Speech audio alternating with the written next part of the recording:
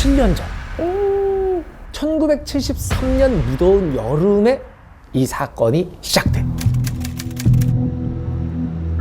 일본 도쿄. 그들은 한 남자의 주변을 맴돌고 있었어.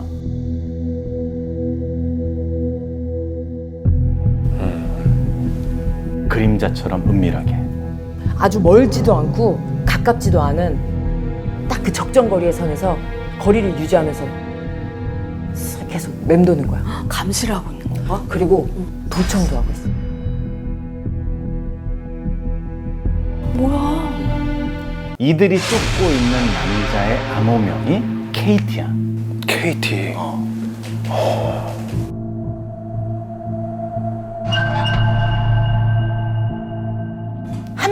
한 달째 KT의 뒤를 밟으면서 이게 언제 공작을 펼쳐야 되나 계속 그 기회만 엿보고 있는 거야. 바로 그때 KT가 호텔로 들어가는 게 보여.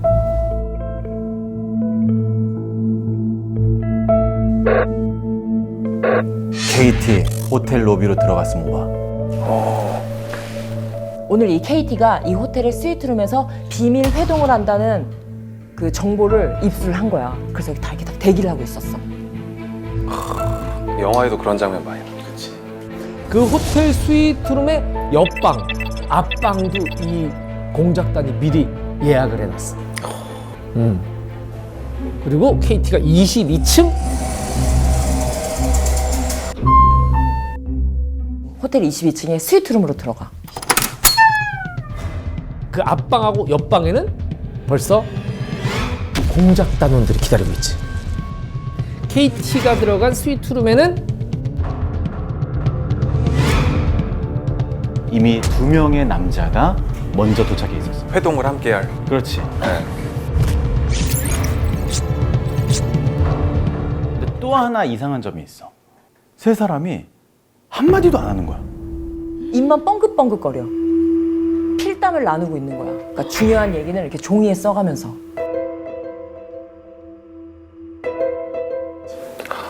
도청 당할까봐.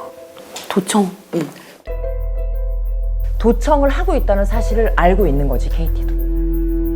1시간 뒤에 KT가 먼저 자리를 털고 일어나서 나와.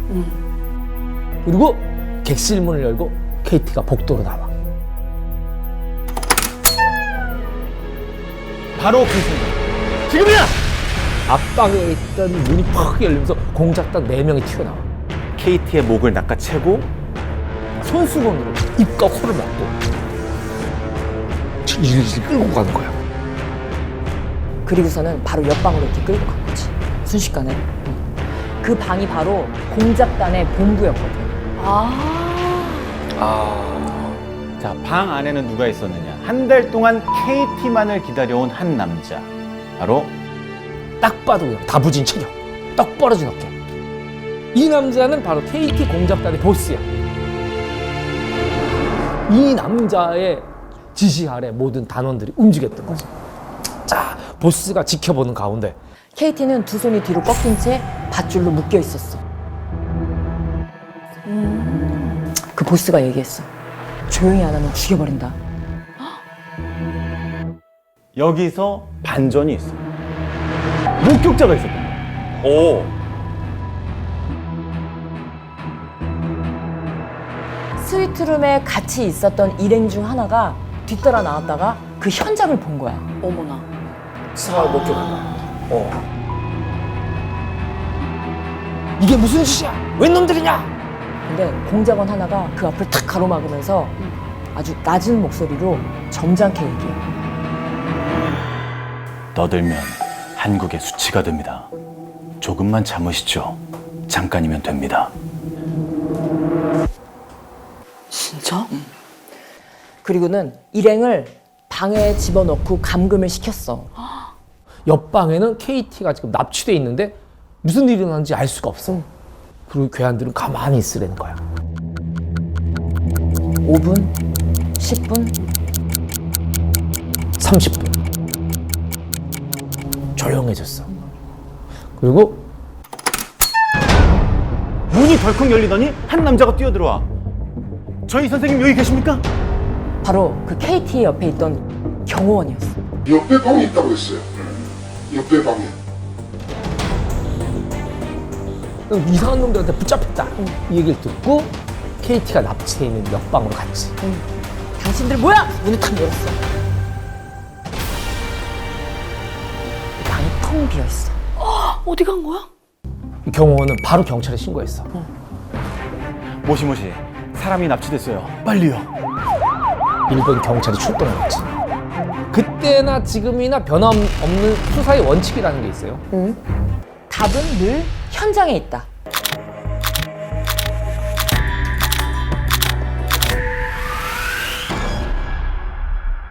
공작단의 보스, 이 사람이 누구냐? 어마어마한 사람이야. 첩보세계의 거물.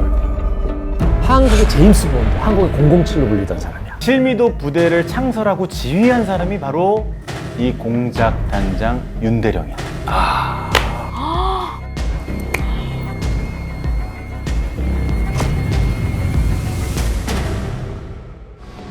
신원이 확실하고 믿을 수 있는 사람들로 구성된 KT 공작단. 9개 조로 나눠서 이들이 활동을 했어. 뭐 감시조, 납치조, 이동조, 해상 운송조 등등등. 그리고 컨트롤 타워는 누구다? 007 윤대령이 있지. KT 한 명을 위해서. 그래. 납치 5시간 후 KT를 태운 차량이 오사카에 도착해.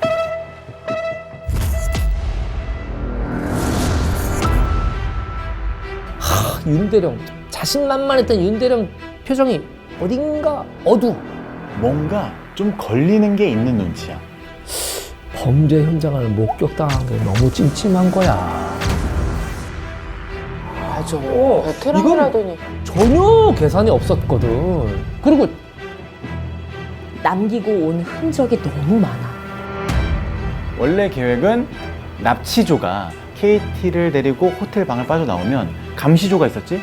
감시조가 이제 뭐 뒷정리를 다 하고 나오는 게 계획이었는데 그럼 다 못한 거야 이게? 혼란을 주고 이 당황한 감시조가 놓고 다른 걸 갖고 나왔어야 했는데 갖고 나온 걸 잊어버린 거야. 대박이다. 결정적인 게 있어.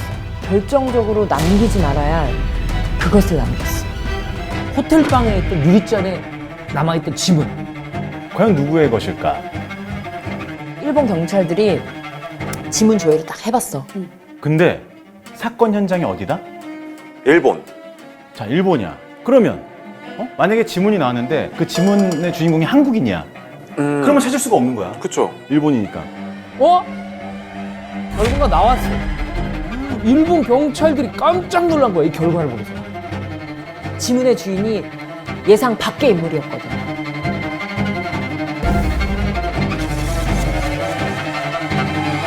한국 대사관의 공무원. 그것도 1급 서기관. 아니, 한국 외교관이 이 납치 사건에 연루됐다라는 게 좀 이상하잖아. 그때 더 결정적인 증인이 나타나. 또 다른 증인. 자, 납치 당일 호텔 주차장의 주차 요원이 수상한 차 한 대를 봤다는 거야. 그 시각 도쿄에서 500m 떨어져 있는 오사카 아파트. 항구에서 멀리 떨어진 바다에 수상한 배 한 대가 떠 있어. 화물선이었지. 그 배 이름은 용금호야. 차량 한 대가 도착해. 차가 도착한 곳엔 용금호 요원들이 대기 중이야. 잠시 후 차에서 한 남자가 내려. 007 윤대령. 화물 실을 보트 준비됐나? 네, 준비됐습니다. 화물 뭐겠어? KT지. 선원들은 KT를 이 갑판 밑에 있는 비밀 창고로 옮겨. 요원 중에 하나가 일반 선원들한테 저 거기 3명. 이리 와서 테이프 좀 다시 붙입시다. 선원들이 KT 얼굴에서 다시 붙이려고 기존에 있던 것들을 이제 뜯기 시작해. 얼굴이 조금씩 보여. 양볼은 팅팅 붓고 벌써 빨개. 뜯고 있는데 뭔가 느낌이 쎄. 이 사람 마지막 테이프까지 다 뜯어내자 사람들은 뒤로 넘어가. 너무 놀래서? 감히 상상조차 하지 못했거든요. 모두가 단 한 번에 알아볼 수밖에 없는 사람. 너도 알고 있는 사람. 25년 후 대한민국의 대통령이 된 사람. 바로 그 암호명 KT. 이 KT가 바로 KT가 바로 대통령으로서의 직책을 성실히 수행할 것을 국민 앞에 엄숙히 선서합니다.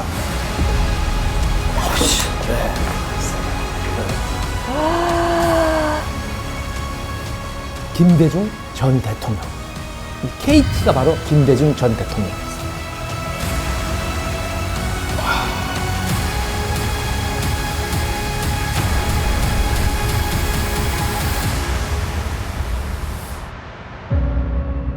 아주 비밀리에 아주 오랫동안 KT라는 암호명을 썼어. 당시 김대중은 그냥 시민이었어. 국회의원도 아니었고.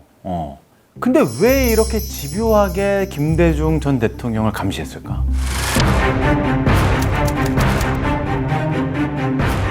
(47의) 젊은 정치인 김대중이 야당 후보로 대선에 출마해. 그때 여당 후보는 누구였냐?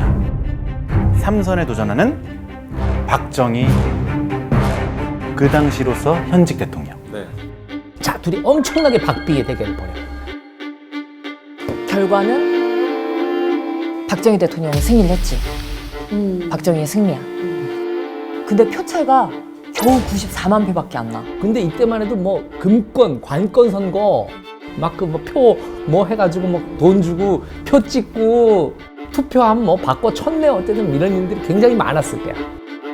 이 박정희 대통령 입장에서는 간담이 서늘했지. 내 인생 최고의 정적이 나타난 거야. 그게 바로 김대중이었지. 그 무렵쯤 정치인 김대중에게는 이상한 일들이 막 벌어지기 시작해. 먼저 대선 기간 중에 폭탄 배달이요. 그리고 대선 끝나고 14톤 트럭과 충돌하는 사고가 일어나. 이렇게 연이은 사고가 벌어지다 보니까 주변에선 당연히 걱정할 수밖에 없는 거야. 암살설이 돕니다. 몸을 피하세요, 선생님.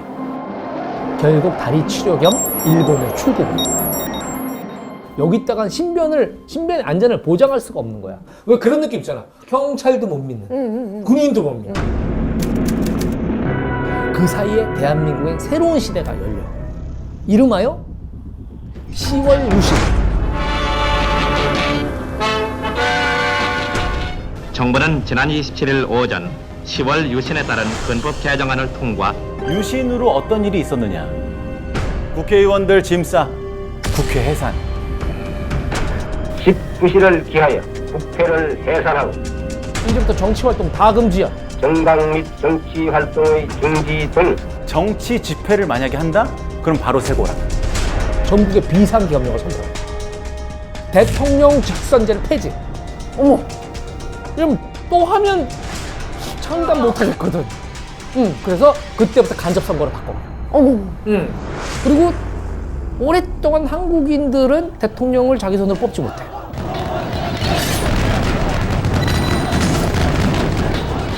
(1987에) 나왔던 그 대통령 직선제를 쟁취하는 그 부활 때까지 16년 동안 우리 손으로 대통령이 못 뽑게 되는 거지.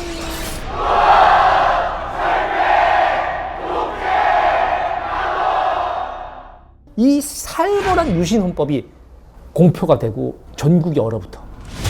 일본에서 이 소식을 들은 김대중은 그때부터 유신 반대 운동을 펼쳐. 주로 뭐 미국이나 일본을 오가면서 강연하고 해외 언론하고 인터뷰도 하고 이러면서 박정희, 유신 비판을 한 거야. 정권 입장에선 어때? 눈엣 가시지. 이거 빨리 눈엣 가시고 뽑아내야지. 그래서 누가 움직였을까? 바로 중앙정보부가 움직였지.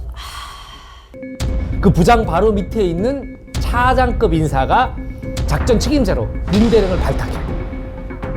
KT 공작 단장이라는 비밀스러운 직책을 부여한 거야. 납치 이틀째인 8월 9일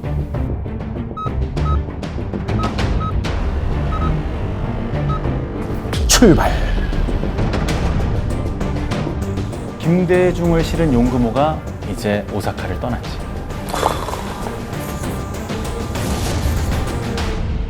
자, 그 시각 긴박하게 움직이는 또 다른 조직이 있어. 헬로우.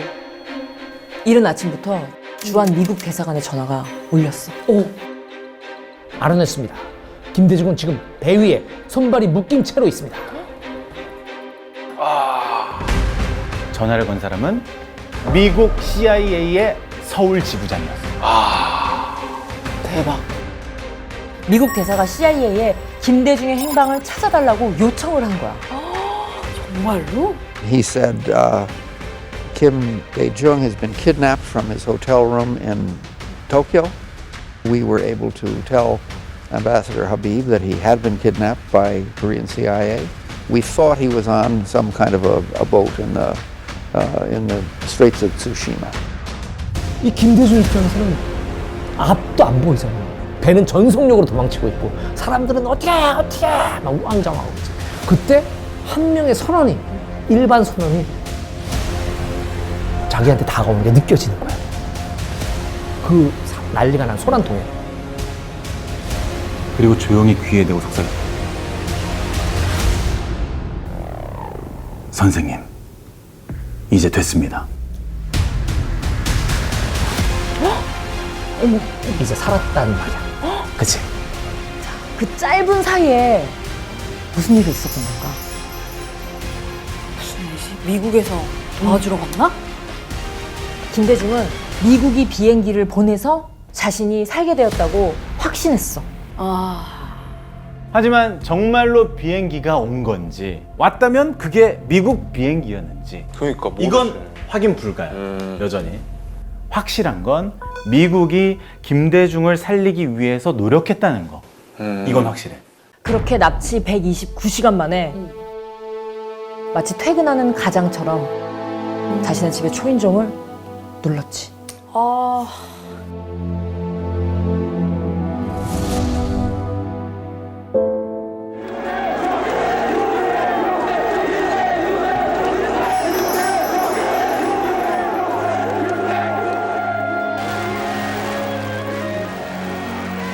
이 사건에 대해서 김대중 전 대통령이 이렇게 말씀하죠. 모두 다 용서하기로 했다. 오늘을 기하여 이 사건에 관련되었던 모든 사람들을 용서할 것이며 정치 보복은 나에게서 끝나야 한다. 보다 밝은 미래 사회를 창조하기 위해 어떠한 보복이나 협량을 절대 배격하겠습니다. 그러나 진실은 반드시 밝혀져야 한다.